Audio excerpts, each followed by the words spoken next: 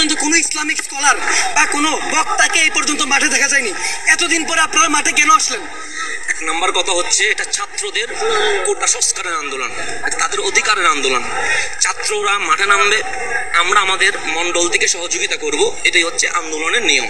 যদি আমরা প্রথমে নেমে যাইতাম, তাহলে আপনারা জানেন আন্তর্জাতিক মিডিয়া আমাদের ছবিগুলো দিয়ে মানুষকে বোঝাইতো মৌলবাদীরা মাঠে নামছে, ছাত্রদের অধিকারটা পাইতো না। আমরা চাই না আমার ছাত্রের ন্যায্য অধিকার আমার কারণে লুণ্ঠিত হোক।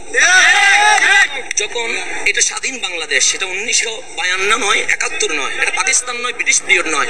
ছাত্ররা তাদের অধিকার আদায়ের জন্য রক্ত দিতে হবে। পরাধীন রাষ্ট্রে রক্ত দেওয়া যায়, স্বাধীন রাষ্ট্রে স্বাধীন নাগরিকের রক্ত মানায় না। এই কোটা আন্দোলনের জন্য ছাত্র সমাজ রক্ত দিয়েছে এবং জাতির কর্ণধার শিক্ষকরা আজ রিমান্ডে গিয়েছে এবং আমাদের সন্তানরা জেলে গিয়েছে। এই অন্যায় এখন আর ছাত্রদের ভিতরে নাই, এটা সারা বাংলার আপামর জনতার আন্দোলন হয়ে গেছে। তাই এখন আর আমরা মিম্বরে, মাঠে, ওয়াজে, মাহফিলে বলে সীমাবদ্ধ থাকা, এটা আমি কাপুরুষতার লক্ষণ মনে করি। এই জন্য আমি আজ আমার নিজস্ব মানুষত্ব থেকে এই ছাত্রদের জন্য মাঠে এসে গেছে। আমি ছাত্রদের প্রতি অনুরোধ করব, তোমরাই আমাদের ভবিষ্যৎ। বায়ান্নের স্বপ্ন তোমরাই বাস্তবায়ন করেছো, 71-এর স্বপ্ন তোমরাই বাস্তবায়ন করেছো।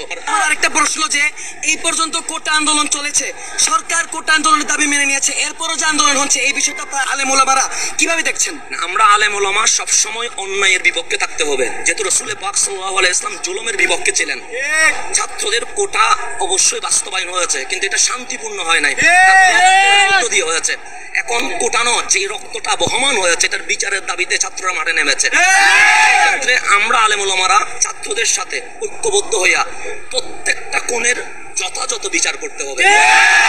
2 নম্বর, যারা কারাগারে আছে তাদেরকে বিনা শর্তে মুক্তি দিতে হবে।